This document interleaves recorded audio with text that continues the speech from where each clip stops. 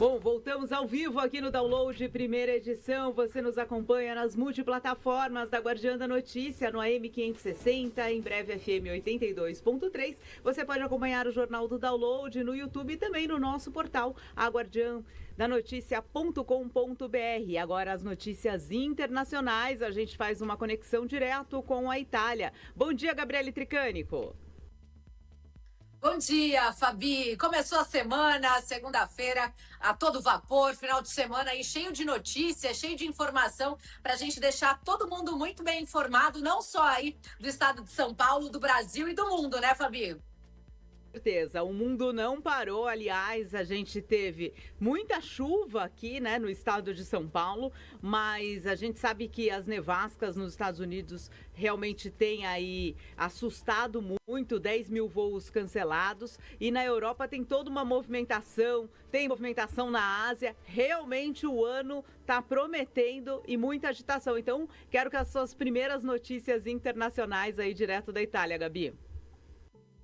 Vamos começar falando do Japão, porque tem uma missão Brasil-Japão acontecendo nesse exato momento, com diversos parlamentares aí do Brasil. Da capital paulista, o vereador Rodrigo Goulart integra essa comitiva, além do deputado federal Kim Kataguiri, do União Brasil. O deputado faz esse intercâmbio institucional que reúne as lideranças Nikkeis com atuação política tanto no Brasil, né, numa agenda que vai além da simbologia diplomática, Fabi. Ela entra no campo estratégico das relações bilaterais entre o Brasil e o Japão. Essa missão acontece no contexto dos 130 anos de relações diplomáticas entre o Brasil e o Japão, e tem aí como eixo central o fortalecimento da diplomacia civil, do diálogo político, da cooperação institucional e também da construção de agendas comuns entre parlamentares, gestores públicos e representantes da sociedade civil. Durante esse intercâmbio, temas sensíveis, né, e estruturantes também estão na mesa,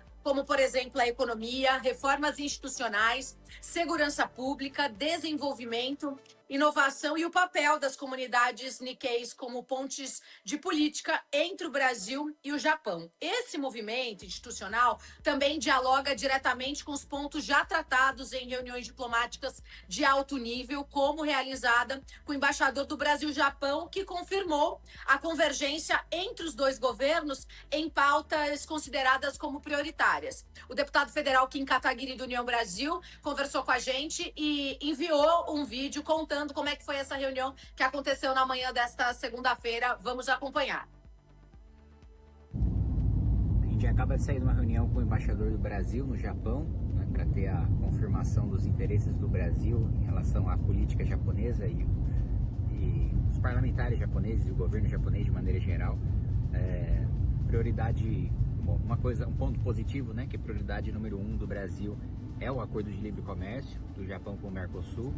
E esse interesse também é o interesse do Japão, porque eu também escutei isso de políticos japoneses e do embaixador do Japão, de que também é uma prioridade dos japoneses avançarem nesse acordo de livre comércio, que é bom para o nosso agronegócio, ao mesmo tempo que é bom para a indústria japonesa, que passaria a exportar bastante, principalmente produtos de tecnologia, para o Brasil. Outro ponto importante, né, a gente garantir a isenção de visto por prazo indeterminado, né? Hoje está sujeito a uma reavaliação de 3 em 3 anos a isenção de visto, né? E é só para deixar muito claro, né, para não dar margem para interpretações. O que se pede não é que se dê o visto para o brasileiro e esse visto tem um prazo indeterminado. O que se pede é que o visto temporário, como ele existe hoje, né, a não necessidade dele seja indeterminada, ou seja, que não tenha uma reavaliação de 3 em 3 anos por parte do Japão, ou um prazo de 3 anos que, expirado esse prazo, passa-se a exigir visto de novo, né? Mesmo porque é um ponto que foi colocado pelo embaixador que faz sentido, a qualquer momento, né, se a gente faz um acordo de que o prazo é indeterminado, a qualquer momento, tanto o Brasil como o Japão podem denunciar esse acordo, né? Então, a partir do momento que o Japão não quiser mais, ele fala, olha, não quero. A partir do momento que o Brasil não quiser mais, ele pode falar, não quero. Agora, a situação que está hoje é o seguinte, se passar 3 anos, né, e não tiver uma renovação, mesmo que um dos países não diga não quero, essa isenção de visto cai, né? E um outro ponto também que precisa ser trabalhado é a participação do Brasil na Green Expo, né? Que é uma exposição internacional, cada ano acontece num país diferente e que no ano que vem vai acontecer no Japão e que o Japão tem insistido bastante para que o Brasil participe. Bem interessante isso, a gente vê um fortalecimento... Pode concluir. É só essa questão, realmente, esse acordo do Japão, mais uma vez com o Brasil, nessa questão do comércio, já teve o acordo semana passada com a União Europeia, fortalece ainda mais os nossos produtores aqui no Brasil e mostra realmente que o Brasil vem ganhando aí cada vez mais relevância no cenário mundial. Com certeza, Fabi. E esse intercâmbio, né, que reúne essas lideranças Nikkeis brasileiras, cumpre uma função política muito clara, né, que é operar como ponte institucional permanente aí entre os dois países. Tanto o Brasil, que abriga a maior comunidade Nikkei fora do Japão, o que transforma essas lideranças aí de maneira em atores estratégicos na mediação desses interesses, seja econômico, político ou até cultural. Agora, para dar essa visibilidade, essa atuação, o deputado Kim também, ele se insere numa agenda, né, que conecta a política externa com a economia e a identidade de projeção internacional do país. Então, mais do que um intercâmbio, a gente avalia que é uma construção de uma arquitetura política paralela, onde a diplomacia formal, né, através da atuação dos parlamentares, caminham juntos com a diplomacia civil. O Brasil e o Japão sinalizam que essa relação bilateral entra numa nova fase, com menos protocolar e mais estratégia orientada aos resultados. Vou aguardar também o vereador Rodrigo Goulart, que também tem descendência Nikkei, para enviar um vídeo, quem sabe na segunda parte, no download de segunda edição, a gente traz mais detalhes aí dessa comitiva que deve seguir ao longo da semana. Fabi, olha, tem mais informações bacanas, falando ainda dos nomes brasileiros, como, por exemplo, o Brasil volta a ganhar destaque no cenário cultural internacional, dessa vez por meio da arte. Tudo isso porque o artista Eduardo Cobra, que todo mundo conhece ele, né, entrou para a história ao assinar um selo comemorativo dos 80 anos do Conselho Econômico e Social das Nações Unidas, o ECOSOC, que é um dos principais órgãos da ONU. Não sei se a gente tem a imagem aí desse selo. O lançamento aconteceu em Nova York, na sede das Nações Unidas, reuniu aí autoridades internacionais, entre elas o secretário-geral da ONU, o Antônio Guterres, além da presidente da Assembleia Geral e do presidente do próprio Conselho Social. Esse selo celebra os valores centrais do multilateralismo contemporâneo, né? Como a humanidade aí compartilhada e a sustentabilidade, além da preservação do planeta, que são os temas aí que estão super em alta e que dialogam diretamente com as obras do Cobra, que são reconhecidas mundialmente. A participação do artista brasileiro também reforça o papel do Brasil na construção do diálogo global e no fortalecimento das soluções coletivas para os desafios agora do nosso tempo. Então, é arte, diplomacia e o Brasil no centro do debate internacional, Fabi. E o Cobra realmente, ontem, aniversário de São Paulo, vários pontos turísticos aqui da capital, com o seu grafite, foram destacados também durante a comemoração. Então, realmente, mais uma vez o Brasil ali em evidência e agora com esse reconhecimento internacional. Gabi, a gente tem a participação também do Brian Defense, direto de Portugal, para dividir com você esses assuntos internacionais e deixar quem acompanha aqui a Guardiã sempre muito bem informado. Bom dia, Brian. Fabi, bom dia, Gabi. Bom dia a todos que estão acompanhando a gente ao vivo no download da notícia da primeira edição, sendo no carro, pela...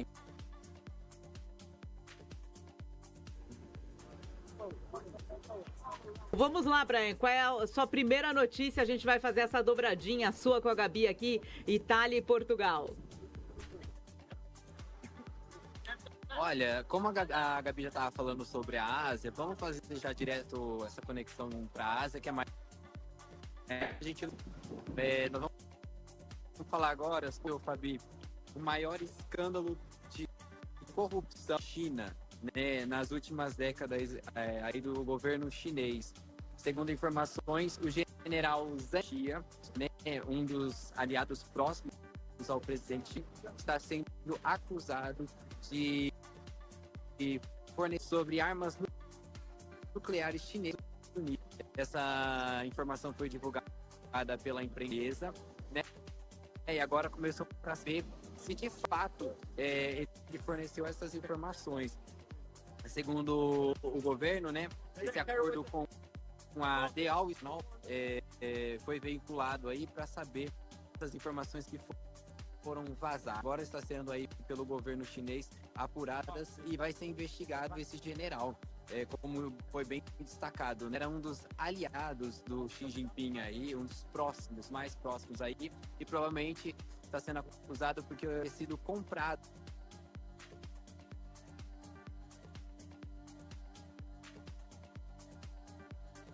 para os Estados Unidos. Pode ser considerado aí um dos maiores escândalos de corrupção da China, Fabi. É verdade, Brian. Realmente é importante a gente destacar, e esses segredos aí nucleares aos Estados Unidos, eles são muito importantes porque a gente sabe aí o momento que a gente vive e essa questão do cenário mundial com relação até aos próximos conflitos, né? Com certeza, Fabi. Ainda mais contra os Estados Unidos, que é a maior potência do mundo, né? E que já vem falando muito sobre armamento aí, Estados Unidos, Rússia. E aí quando você divulga uma informação dessa muito secreta mesmo, a gente já pode até prever uma pena muito rigorosa para ele, caso seja evidenciado aí que ele está nesse envolvimento de vazamento de dados secretos de armamento nuclear da China. A próxima, Brian.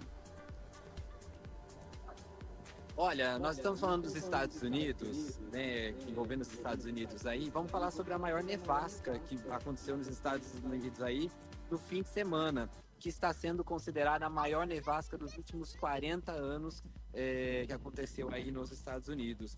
Segundo as informações iniciais, mais de 11 mil voos foram cancelados no país aí devido a essa nevasca. Por quê, Fabi? Pistas de voos sem conseguir aterrissar e sem fazer decolagens de voos aí pelos aeroportos do país. As principais rodovias do mundo travadas, porque devido a essa nevasca aí não se conseguia andar pelas vias, como vocês podem acompanhar pelas imagens aí, os carros cobertos de neve. Na rua você pode verificar pelas fotos as pessoas tentando tirar a neve de cima do carro. Vale destacar que essa época do ano é normal acontecer uma nevasca nos Estados Unidos, mas não foi tão severa como essa aí que aconteceu nesse último fim de semana. Segundo as informações iniciais, Fabi, mais de 200 milhões de pessoas aí, cerca de 45% da população do país está sob alerta de tempestade. Tá? De 18 estados também foram colocados aí em situação de alerta. Entre eles, Washington declarou situação de emergência aí para a população. A dificuldade de acesso também entrou em alerta. A questão do sinal de a energia elétrica também entrou em alerta, porque poderia acontecer a falta de energia devido a essa nevasca que aconteceu no país. Destacar que a governadora de Nova York, a Kate Rochon, pediu que os moradores fiquem às estradas. Segundo ela, né, parte do estado aí a temperatura está abaixo de menos 38 graus e já se aproxima de 50 graus Celsius, Fabi. As escolas, tá, e escritórios vão permanecer aí pelos próximos dias e não há previsão de reabertura aí para essa semana enquanto as temperaturas não melhorarem aí e essa nevasca para o país. Vale destacar também que o Serviço Nacional de Meteorologia alerta que as temperaturas baixas e os ventos perigosos aí podem acontecer por essa semana do sul ao nordeste dos Estados Unidos e que esses impactos serão prolongados nos próximos dias e pelo país aí dos Estados Unidos na semana. Como a gente pode acompanhar essas imagens das estradas, né, Fabi? Tem estradas do país que ficou bloqueada 100%, não há habilitação de carro algum, tá? Entre também Mississippi, na Geórgia e Nova York, um dos locais mais afetados com essa nevasca que aconteceu nos Estados Unidos neste fim de semana e ao que tudo indica, não vai dar trégua aí até o fim de semana, Fabi. Tá certo, Brian. Gabi, essas cenas que a gente viu dos Estados Unidos com essa nevasca, nem os melhores roteiristas poderiam prever uma nevasca nessa dimensão e com realmente cobrindo aí todos os carros. Eu estava acompanhando pelas redes sociais, assim, vários incidentes aí por conta da neve, porque a gente acha a neve bonito, a gente que não tem acesso à neve no Brasil, acha a neve lindo, mas os transtornos que a neve traz também, e principalmente nessa proporção, é muito grande. Então, assim, realmente a vida para. A gente sabe que as escolas paralisam nos Estados Unidos, as estradas também, eles pedem para evitar aí que as pessoas circulem pelas ruas e pelas estradas, principalmente. Então, são diversos transtornos aí que acontecem. Tem mais notícia, Gabi?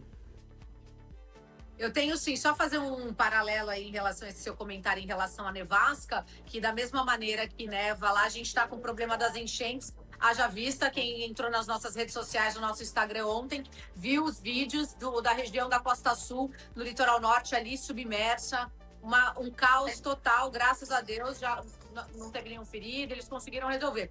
Mas, da mesma proporção que tem a neve para quem está nos Estados Unidos, o Brasil está sofrendo com as chuvas. Eu vou aproveitar, eu tenho mais 3 informações, mas já que vocês trouxeram informações dos Estados Unidos, né, trouxeram de Nova York, eu vou trazer as informações dizendo que os Estados Unidos confirmaram na última sexta-feira oficialmente a saída da Organização Mundial da Saúde. O país participava desde a criação da OMS, que foi em 1948, e essa decisão foi anunciada pelo Departamento de Saúde e Serviços Humanos do governo norte-americano. Antes mesmo do desligamento formal, o governo do presidente Donald Trump já havia interrompido o financiamento e o apoio institucional a essa organização, alegando falhas graves durante a condução da pandemia da Covid-19. Os problemas na gestão de emergências globais e também falta de independência política dessa agência internacional. No comunicado de Washington, eles deixaram claro que não está abandonando a agenda da saúde global,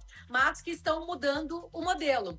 Os Estados Unidos afirmam que pretendem atuar por meio de acordos bilaterais de suas próprias agências nacionais, como o Centro de Controle e Prevenção de Doenças, que é o CDC, sem a mediação da OMS.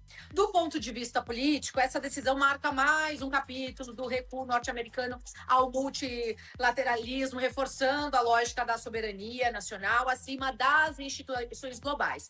E essa é uma mensagem clara, né?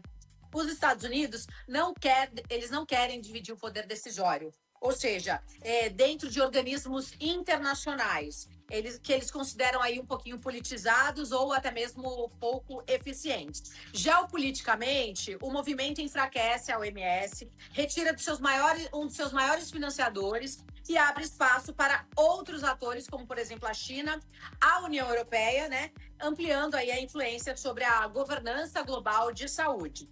Esse gesto também cria um precedente muito perigoso, que se a maior potência do mundo abandona o principal organismo internacional de saúde, outros países podem seguir esse mesmo caminho, fragmentando uma resposta global a futuras pandemias, né? Mais do que uma decisão, isso acende um alerta.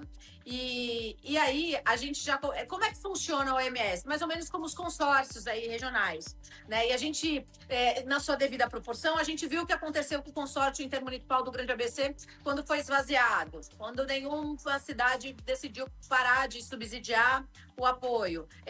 O consórcio Condemate do Alto Tietê. Então, isso aí abre um precedente aí muito ruim, porque se a gente tem uma pandemia global como a da Covid, como é que ela vai ser controlada? Como é que ela vai ser negociada?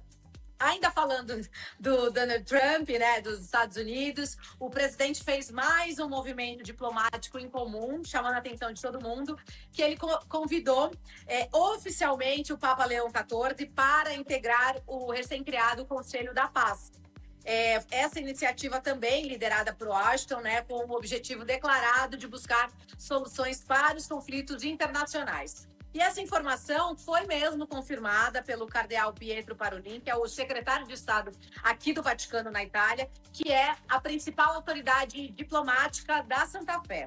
E, segundo ele, o pontífice recebeu esse convite e está avaliando, né, se vai aceitar ou não, e destacando que a decisão exige aí uma reflexão, exige tempo, antes de qualquer resposta oficial. O conselho foi criado inicialmente com foco do conflito lá em Gaza, mas teve o seu escopo, né, ampliado aí por Trump para tratar de crises com escala global. Países como o Egito e Israel já sinalizaram a adesão, enquanto outras nações, né, destacaram um pouquinho de cautela, especialmente pelo risco de enfraquecimento, novamente, do papel tradicional da ONU e da mediação de conflitos. Ou seja, os Estados Unidos, o Trump está chamando tudo para ele, né? Ele está saindo da OMS, está deixando escanteada a ONU. E do ponto de vista político, esse convite coloca o Vaticano também numa situação delicada. Assim como ele colocou lá o Lula, agora ele coloca o Vaticano, porque a Santa Sé, historicamente, evita integrar conselhos liderados por governos, ou seja, preservando a sua tradição de neutralidade diplomática, a sua atuação humanitária independente e também fazendo um papel de mediadora moral, muitas vezes fora das estruturas formais de poder. O cenário também se torna ainda mais sensível pelo perfil do Papa Leão XIV, que é o primeiro Papa norte-americano, né, da história, foi eleito aí em 2025, que já fez críticas públicas e políticas adotadas aí pelo Trump, especialmente em relação aos temas humanitários no conflito da faixa de Gaza. E ao convidar o Papa, o Trump busca aí agregar legitimidade moral, é isso que ele está tentando fazer. E também, né, é simbólico, porque é um conselho político liderado pelos Estados Unidos, mas ao mesmo tempo reforça aí a sua estratégia de reduzir o papel da ONU, Fabi. Bom, com certeza, sim, a gente vê as decisões do presidente Donald Trump cada vez mais colocando em xeque aí muitas decisões do mundo, né, Gabi? E falando em decisões do mundo, o Brian tem informações também sobre a votação na Europa com relação ao celular para adolescentes. É isso, Brian? Isso mesmo, Fabi. O presidente enviou ao parlamento aí para que fosse aprovado uma nova medida que poderia entrar em tempo, que é quando inicia o ano letivo aqui na Europa, para que os celulares para adolescentes menos de 15 anos sejam proibidos aí, que eles não tenham acesso à rede social, que a rede social seja aí proibida para menores de 15 anos. Segundo o presidente Emmanuel Macron, ele destacou assim: o cérebro dos nossos filhos e dos nossos adolescentes não está à venda. E segundo o próprio presidente, as emoções dos nossos filhos e dos nossos adolescentes não estão à venda, nem pode ser manipulada, nem por plataformas norte-americanas, nem por algoritmos chineses. Então o presidente enviou essa medida aí ao parlamento para que eles aprovem aí já pelos próximos dias e que entre em vigor a partir de setembro para o início do ano letivo, que adolescentes com menos de 15 anos não tenham acesso à rede social, né, no caso, uma medida que já foi adotada pela Austrália recentemente e agora que avança pela França, para que de fato os adolescentes saiam, né, Fabi? A gente sabe que hoje em dia o mundo está muito conectado e que os adolescentes hoje praticamente passam a maior parte do tempo aí nas redes sociais e, querendo ou não, afeta no seu desempenho na escola. A gente sabe que todo eletroeletrônico que seja utilizado para as redes sociais, né? É bom, né? Não para redes sociais, para a escola, para os estudos, é bom. Mas quando se usa para benefício próprio aí em momentos de aula, que a gente sabe, eu fui adolescente, né? Eu estudei aí e sei muito bem que em muito tempo no horário da aula eu nem ficava prestando atenção, eu ficava no telefone ali.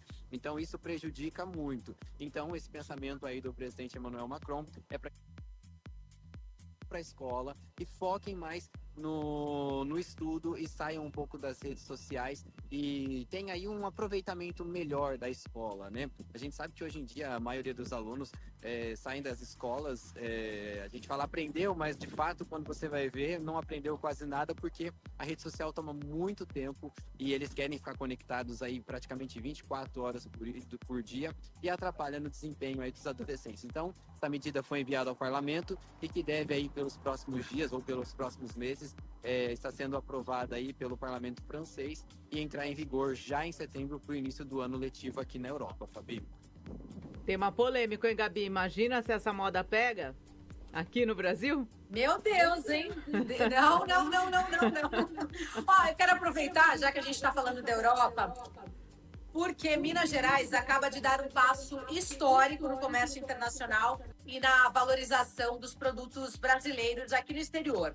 Com o avanço do acordo entre o Mercosul e a União Europeia, 3 símbolos da identidade mineira: o queijo canastra, o queijo cerro e a cachaça de Salinas passaram a integrar oficialmente a lista de indicações geográficas protegidas pela União Europeia. Na prática, né, o que acontece? Isso garante proteção legal internacional, impede o uso indevido dos nomes e coloca Minas Gerais no mesmo patamar das regiões tradicionais da França e aqui da Itália. Então, esse impacto vai muito além da gastronomia, Fabi. O que a União Europeia está fazendo aqui é reconhecer que a origem é poder econômico. Então, a partir de agora, aqui na Europa, ninguém poderá vender um queijo qualquer chamado tipo canastra ou uma cachaça genérica dizendo nome Salinas. Esses nomes passam a ser propriedade exclusiva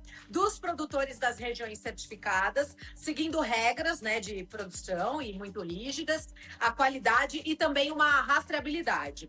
Esse é um modelo, né, o mesmo que transformou os produtos de Roquefort na França e também o Gorgonzola aqui na Itália, que são itens caros, escassos e também muito desejados, pelo menos eu gosto. Na lógica europeia, né, o nome protegido gera um valor, margem e também prestígio internacional. E politicamente, o Brasil avança no tabuleiro do comércio global, mostrando que não quer mais vender apenas volume, mas também identidade, território e patrimônio cultural. Inclusive, teve uma lei que foi votada ano passado lá no Congresso, Fabi, e você estava lá comigo, você lembra, não? Verdade. A gente estava lá em Brasília, né? Exato, exatamente. Bom, então Minas Gerais deixa de ser fornecedora, né, de commodity, passa a ser uma marca internacional. É um movimento aí silencioso, técnico, mas que vai trazer bastante... Vai colocar Minas Gerais no mesmo patamar aqui da França e da Itália.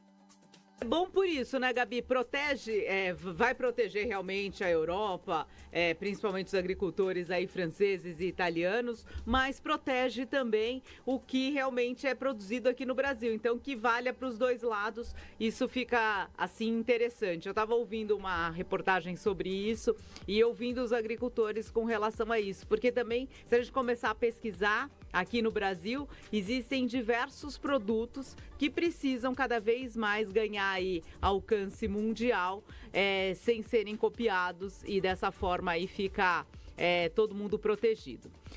Vamos seguir então com mais informações. Acho que o Brian, olha só, Gabi, eu sei que você pretende viajar aí pela Europa, mas tem como é que é? Companhia de trem que vai impedir o acesso em alguns vagões de menores de 15 anos, Brian? Com certeza, Fabi. É uma nova medida da famosa empresa francesa de trens, né, de alta velocidade, que é a TGV Inouï. Ela fez uma medida aí que um vagão do trem, a partir de agora, seria o vagão premium. Só pode acessar adultos, menores de idade não podem ter acesso a esse vagão. Ela divulgou que quem adquiriu o bilhete desse vagão teria um acesso mais flexível ao serviço de apoio no vagão aí. E segundo eles, a justificativa seria o quê?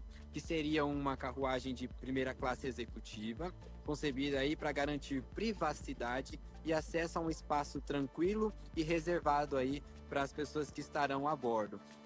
Assim que a empresa emitiu esse novo comunicado, já houve aí uma revolta da população francesa, dos turistas também, e por parte do governo. Eles vão investigar agora essa medida da concessão aí dessa empresa, porque segundo eles e os cidadãos franceses, essa restrição foi classificada como uma discriminação às crianças aí para não terem acesso a esse vagão, pela justificativa de falar que seria um espaço mais tranquilo e que os vagões teriam aí, as pessoas teriam mais privacidade.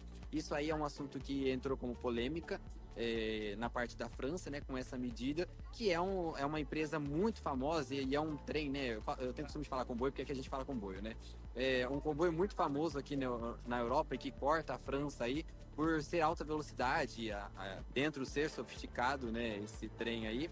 E agora, com essa medida, vai haver uma parte premium. Aqui em Portugal, há sim uma medida praticamente igual a essa, né? A CP, que é a Companhia de Comboios Portugueses aí, ela faz essa separação. Tem a parte normal, que é a classe econômica, e tem a parte turística, onde você tem acesso a bar, televisão, enfim, é uma parte mais sofisticada dos trens. E agora, essa companhia francesa aí tá fazendo essa mesma medida aí, só que gerou revolta pelos cidadãos franceses aí, os turistas, por dividirem, né, fazer essa divisão dos comboios. Digo para você, aqui em Portugal é bonito, é bem sofisticado, mas Fabi, não queira nem entrar por engano, porque eu entrei por engano esses tempos atrás e tive que pagar uma taxa de um trajeto de 15 minutos praticamente, de quase 20 euros. Uma viagem aí gigante, que era quase a viagem de Lisboa ao Porto, eu paguei só por entrar errado. Então foi um erro aí que prejudicou bastante o meu bolso, Fabi. Tem que ficar esperto aí, Brian. Não pode ficar achando que vai dar uma... vou lá, vou ver como é que funciona. Não funciona, não. Eles cobram realmente. Você sabe que em Praga a gente errou num trajeto e também. A gente foi na mesma hora e eles chegam lá e cobram juntinho de você. Não pode vacilar, não. Gabi, mais informações internacionais ou a gente volta no Bloco ABC daqui a pouco? A gente volta daqui a pouquinho no Bloco ABC, porque esse final de semana teve aniversário do Paulinho da Força, deputado federal, presidente nacional de Solidariedade. Eu tenho muito para contar, inclusive a participação do Matheus Marola aí com a gente. Tem informação lá de Mauá, que eu tô sabendo que o pessoal aqui de Mauá também vai entrar ao vivo, então eu volto com você daqui a pouquinho. Até já. Vou agradecer o Brian pela sua participação aqui. Brian, trazendo todas as notícias internacionais. A gente vai para um rápido intervalo e, na sequência, a gente volta com o jornalismo regional, o grande diferencial da Guardiã da Notícia.